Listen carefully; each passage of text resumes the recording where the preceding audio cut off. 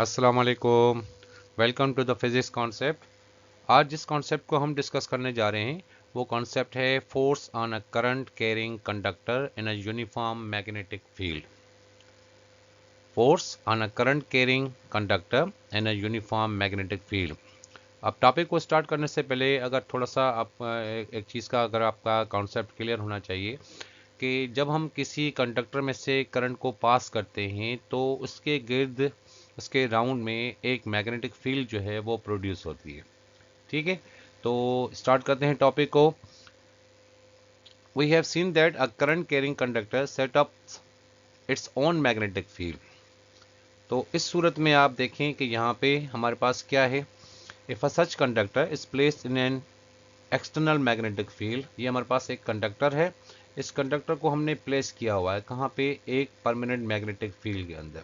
ये मैग्नेट के दो पोल्स हैं, that is north pole and south pole. Field जो होती है हमेशा फ्रॉम नॉर्थ से लेके साउथ की तरफ चलती है, ये इसकी मैग्नेटिक फील्ड हो गई। अब ये हमने क्या किया है, एक कंडक्टर यहाँ पे प्लेस किया हुआ है किसके अंदर, एक मैग्नेटिक फील्ड के अंदर। उसमें से जब करंट पास होगा, इसको हमने बैटरी से कनेक्ट किया हुआ है, तो जब इस कंडक्टर में से करंट पास होगा तो इसकी भी खुद की एक मैग्नेटिक फील्ड जो है यहाँ पे प्रोड्यूस होगी। अब वो फील्ड, इसकी मैग्नेटिक फील्ड, इस कंडक्टर की मैग्नेटिक फील्ड और ये परमानेंट मैग्नेटिक फील्ड आपस में क्या करेंगे, इंटरैक्ट करेंगे। तो interact with the external magnetic field as the result of which the conductor में एक्सपीरियंस ऑफ फोर्स। तो यहाँ पे आप देखें कि ये कंडक्टर एक फोर्स एक्सपीरियंस कर रहा है और फोर्स की डायरेक्शन भी आप देखें। इस कॉन्सेप्ट में ये होता है कि लेंथ जो होती है कंडक्टर की वो मैग्नेटिक फील्ड के साथ क्या होती है, परपेंडिकुलर होती है। इसी हिसाब से जो फोर्स यहाँ पे आता है, जो फोर्स एक्सपीरियंस होता है कंडक्टर, ये भी इसके साथ राइट एंगल होता है। ठीक हो गया, आगे देखें।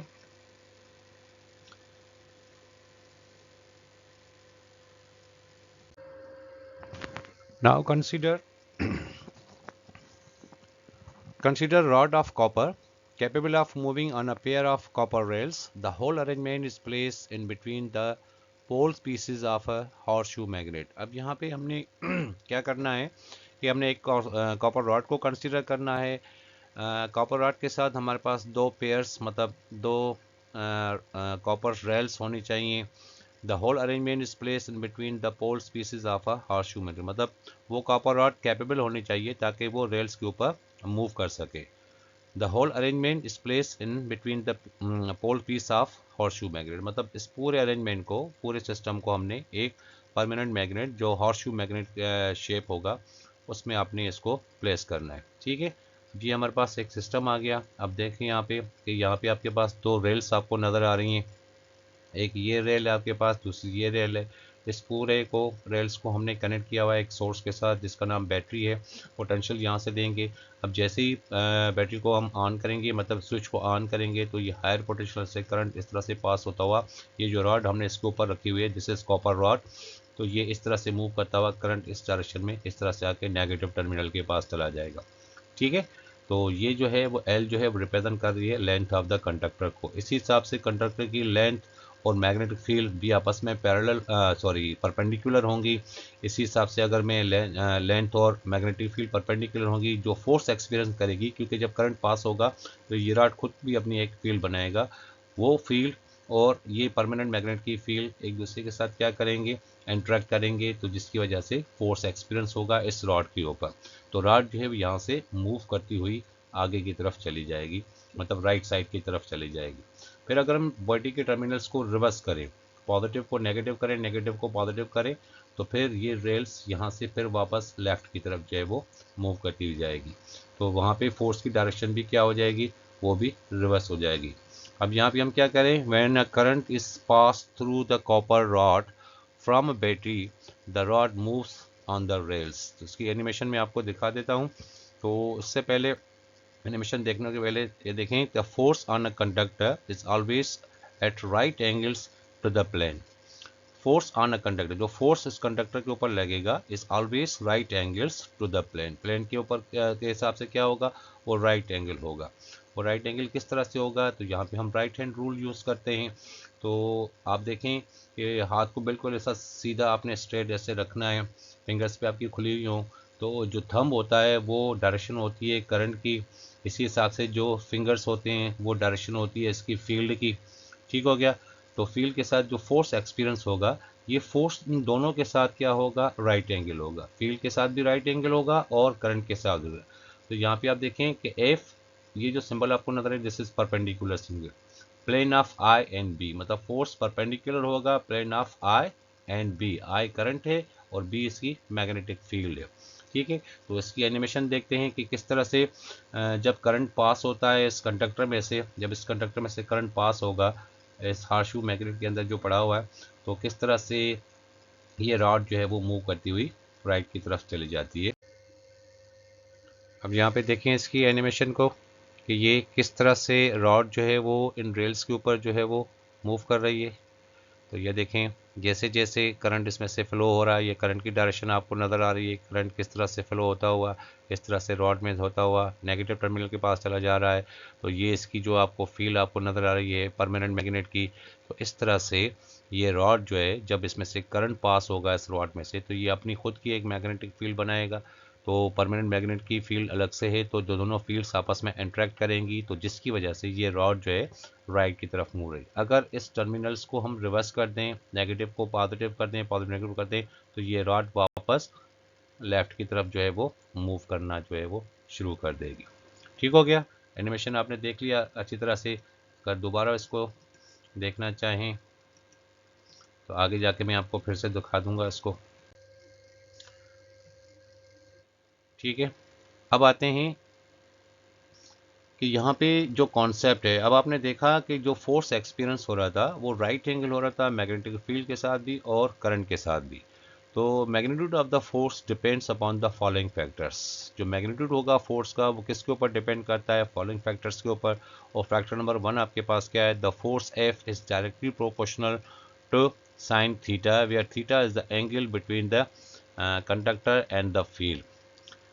अब क्योंकि साइन थीटा ही हम यहाँ पे क्यों यूज़ कर रहे हैं, क्योंकि अब आप देखें कि जो लेंथ ऑफ द कंडक्टर है, क्योंकि एंगल जो थीटा बन रही है वो किसके दरमियान, angle between the conductor and the field, मतलब ये जो कंडक्टर है और इस फील्ड के दरमियान ये दोनों एक दूसरे के साथ क्या होंगे, ये परपेंडिकुलर होंगे। ठीक है। तो यहाँ पे फोर्स जो होगा वो डायरेक्टली प्रोपोर्शनल साइन थीटा, क्योंकि परपेंडिकुलर है तो इसलिए हम साइन थीटा जो है वो एंगल यूज़ करेंगे।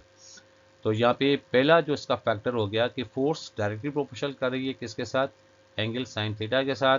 नंबर 2 पे the force F is directly proportional to the current I, क्योंकि डिपेंड करता है कि जितना ज़्यादा करंट इन रॉड्स के अंदर, इन रेल्स के अंदर मूव करेगा, इस कंडक्टर के अंदर मूव करेगा, ये उतना ही ज़्यादा फोर्स एक्सपीरियंस करेगा। तो यहाँ पे फोर्स डायरेक्टली प्रोपोर्शनल टू आई के साथ है, करंट के साथ है। थर्ड पे उसका फैक्टर है the force F is directly proportional to the length of the conductor that is L, क्योंकि लेंथ जितनी ज़्यादा होगी कंडक्टर की, ये उतना ही ज़्यादा फोर्स एक्सपीरियंस करेगी। तो यहाँ पे फोर्स के साथ भी इसकी डायरेक्टली प्रोपोर्शनल है। और जो फोर्थ इसका फैक्टर है the force is also directly proportional to the magnetic field B. जो मैग्नेटिक फील्ड होगी इस परमानेंट मैग्नेट की, तो उस हिसाब से भी यहाँ पे फोर्स जो होगा, क्योंकि जितनी ज़्यादा फील्ड होगी उतना ज़्यादा फोर्स एक्सपीरियंस होगा। तो force is also directly proportional to the magnetic field. तो यहाँ पे आपके पास ये चार फैक्टर्स आ गए। एक फोर्स साइन थीटा के साथ डायरेक्टली प्रोपोर्शनल कर रहा है, दूसरा फोर्स आई के साथ मतलब करंट के साथ डायरेक्टली प्रोपोर्शनल है, तीसरा फोर्स का लेंथ के साथ डायरेक्टली प्रोपोर्शनल है, और चौथा फोर्स का मैग्नेटिक फील्ड के साथ जो है वो डायरेक्टली प्रोपोर्शनल है। तो इन चारों इक्वेशंस को, इन चारों कॉन्सेप्ट्स को, चारों फैक्टर्स को अगर आपस में हम कंबाइन करें तो कंबाइन किस तरह से होंगे, कंबाइन ऑल दीज फैक्टर्स। तो यहाँ पे आप देखें कि F directly proportional to current के साथ भी है, लेंथ ऑफ द कंडक्टर के साथ भी है, मैग्नेटिक फील्ड के साथ भी है, और साइन थीटा के साथ। ये जो साइन आपको नजर, दिस इज प्रोपोर्शनलिटी। जब साइन ऑफ प्रोपोर्शनलिटी को हम रिमूव करते हैं तो उसकी जगह पे इज इक्वल टू कॉन्स्टेंट लगाते हैं। तो यहाँ पे के क्या है, वेयर के is the constant of proportionality and it's value, के का जो यहाँ पे वैल्यू है वो इज इक्वल टू 1 की इक्वल है। तो यहाँ पे के की जगह पे क्या आ जाएगा, 1 आ जाएगा। 1 मल्टीप्लाई बाय दिस सेम आपके पास F is equal to I L B sine theta. अब ये आपके पास क्या आ गया, ये आपके पास फोर्स आ गया, F is equal to I L B sine theta. ये जो फोर्स हमने मालूम करना था, force on a current carrying conductor in a uniform magnetic field, वो फोर्स आपका किसकी इक्वल हो गया, that is F is equal to I L B sine theta. I current को रिप्रेजेंट करता है, L length of the conductor होता है, बी इसकी मैग्नेटिक फील्ड होती है, और साइन थीटा जो है वो एंगल होती है बिटवीन बी और इस एल के दरमियान। लेंथ ऑफ द कंडक्टर और मैग्नेटिक फील्ड के दरमियान एंगल साइन थीटा होगी। ठीक हो गया।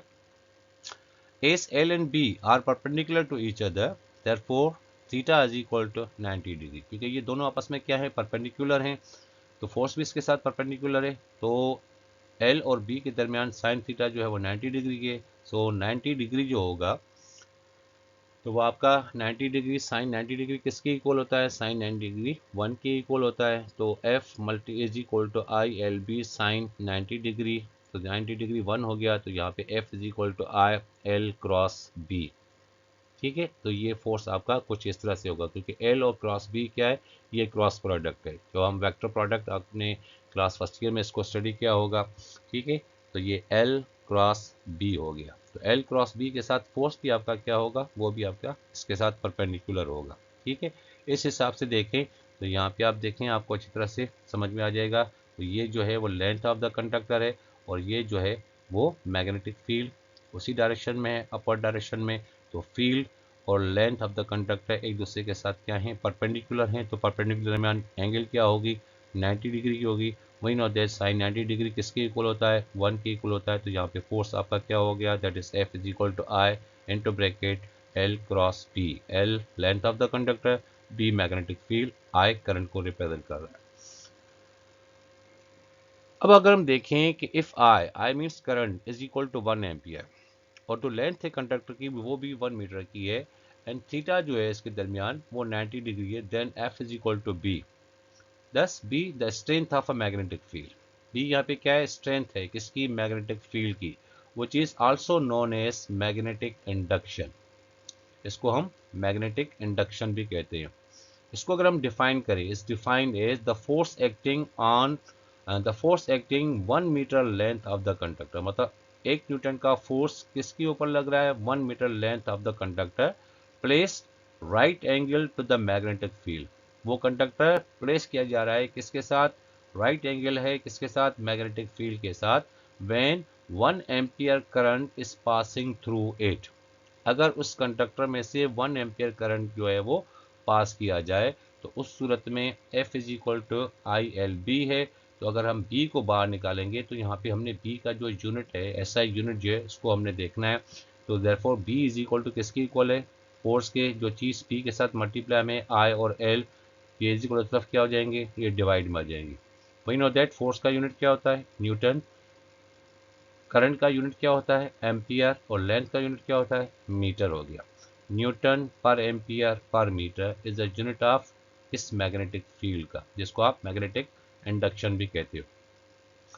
तो इसको हम इस तरह से भी लिख सकते हैं, न्यूटन, एम्पियर जो नीचे ऊपर आ जाएगा -1 हो जाएगा, मीटर ऊपर आ जाएगा -1 हो जाएगा। तो यहाँ पे हम इसको किस तरह से रीड करेंगे, दैट इज न्यूटन पर एम्पियर पर मीटर, और 1 न्यूटन पर 1 एम्पियर पर 1 metre length is equal to किसकी इक्वल होता है, टेस्ला के इक्वल होता है, जिसको हम कैपिटल T से डिनोट करते हैं।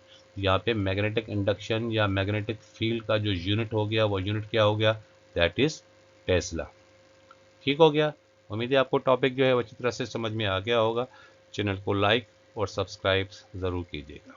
ठीक है, अगर कोई कमेंट है, कोई क्वेश्चन आपने पूछना है, कोई भी अगर कन्फ्यूजन है, तो कमेंट बॉक्स में आप क्वेश्चन लिख के आप मुझसे पूछ सकते हो। Thank you.